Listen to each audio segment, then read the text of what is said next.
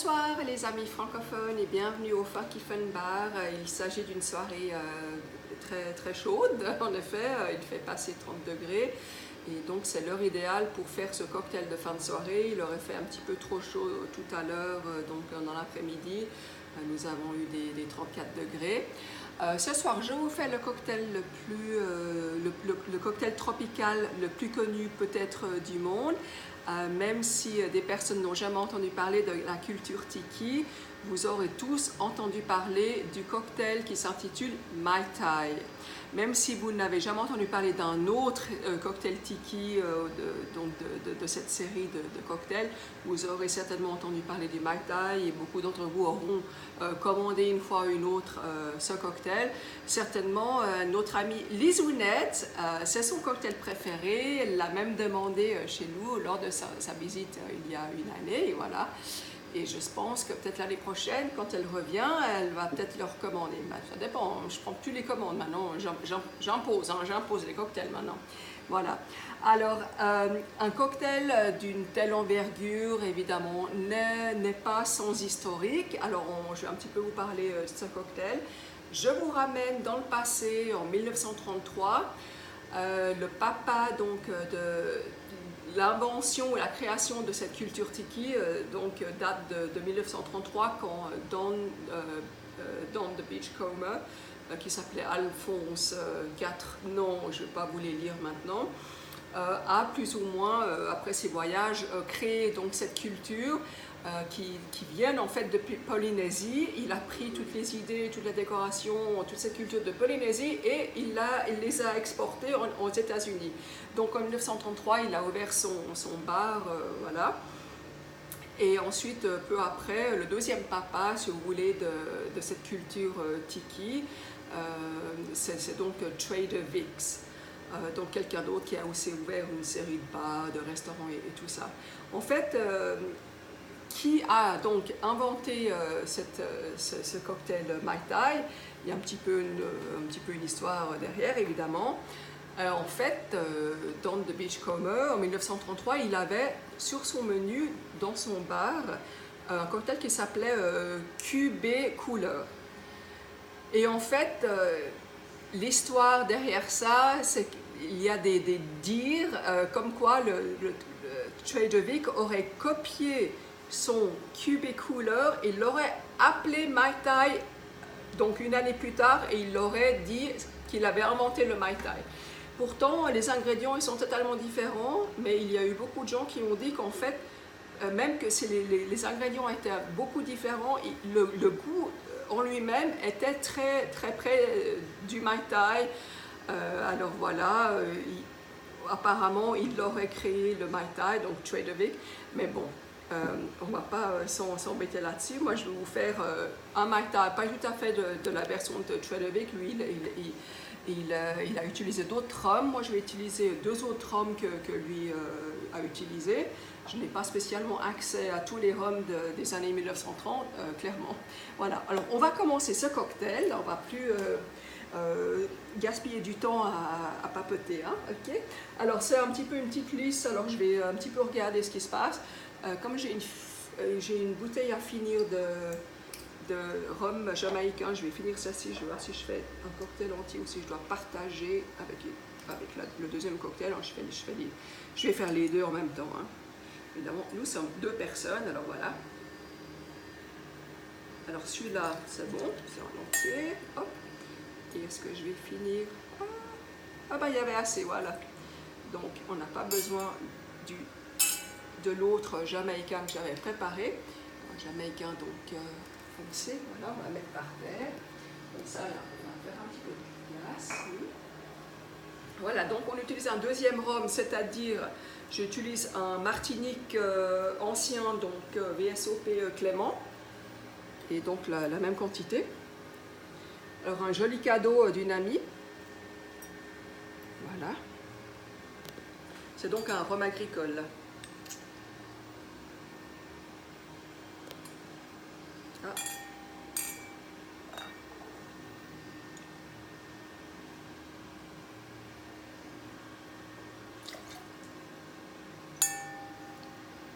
Hop.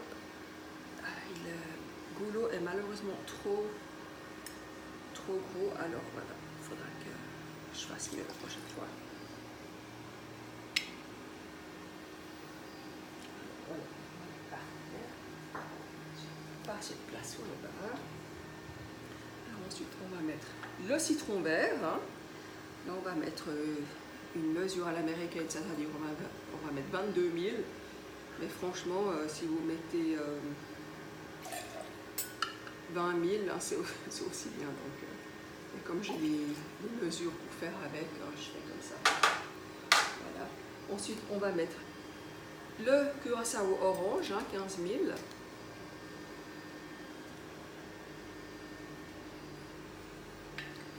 Bon, c'est pas un cocktail à la portée de tout le monde quand même. Pas tout le monde ont les ingrédients qu'il faut. Ça viendrait un petit peu cher. Malheureusement, beaucoup de cocktails, c'est comme ça, mais on peut choisir peut-être une petite série de 5 cocktails avec juste 3-4 alcools, et puis on peut aussi un petit peu se débrouiller comme ça. Il faut être vraiment passionné pour avoir les folies que j'ai au point de vue... Voilà. Alors ensuite, on va mettre le sirop. Hop. Donc un sirop d'orgeat, c'est un des ingrédients le plus important. Hein.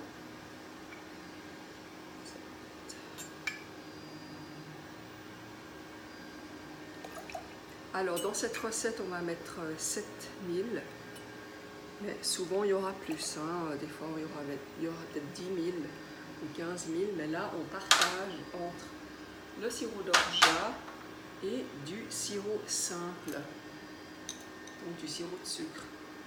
Donc je suis une recette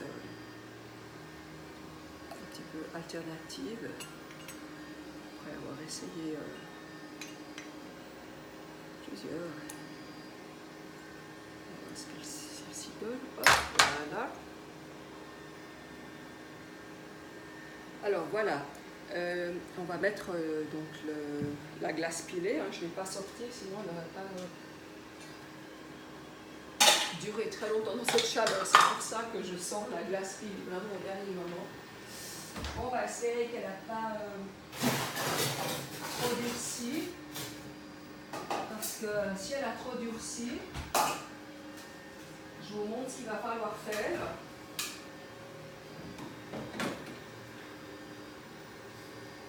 Voilà, on va pas arriver à là quand même, ou bien? Si? Allez. Ah, j'arrive pas à ouvrir le seau. C'est con, hein? Ah, voilà, quand même. Et on arrive à des choses dans ce bar, hein? Voilà. Alors, la glace pilée a été calculée. J'ai besoin de demi-mesure. Alors, espérons qu'elle est là pour tout le monde.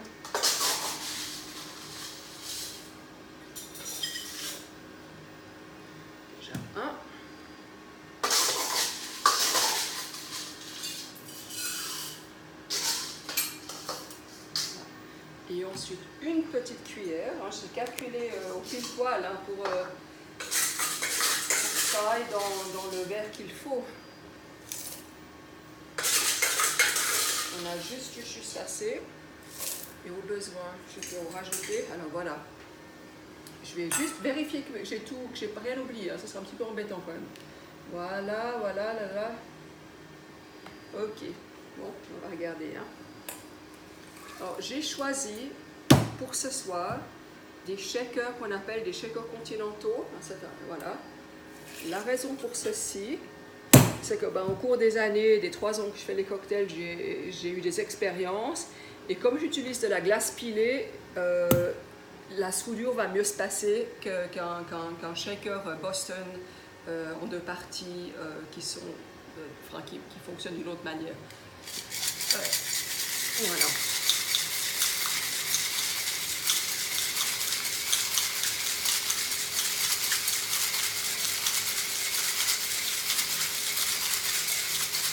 La seule chose avec ces shakers, ils sont un tout petit peu plus difficiles à séparer. On va voir comment ça rentre là.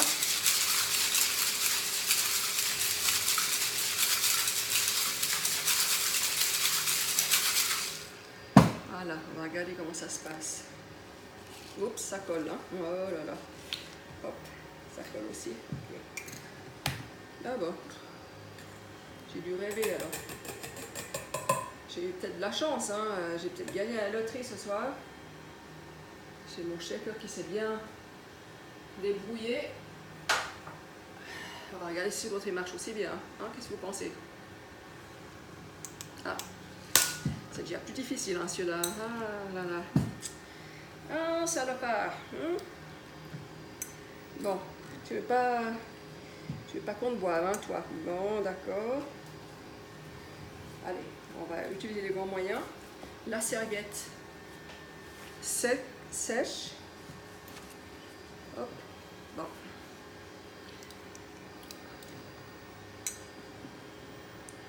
Ah là, je suis un petit peu embêtée, là, je dois dire. Hein. Bon, allez, on va s'occuper de l'autre cocktail, là. Allez, on va chercher les verres Tiki, donc du congélateur. On va bien réussir à l'ouvrir.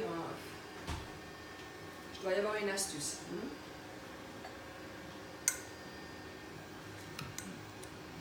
Là, je suis très embêtée, je dois dire. Et les mains mouillées, ça va pas. Donc, on va s'occuper déjà de celui-là.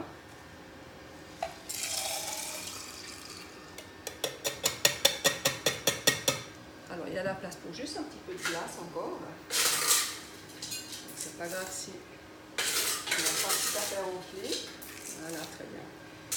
Et j'ai préparé une petite décoration spéciale. Alors d'abord, on va parfumer les verres, donc Tiki avec de la menthe.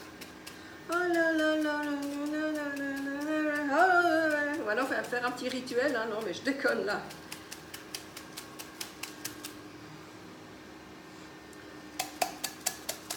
Pour voir si j'arrive à ouvrir l'autre. Voilà.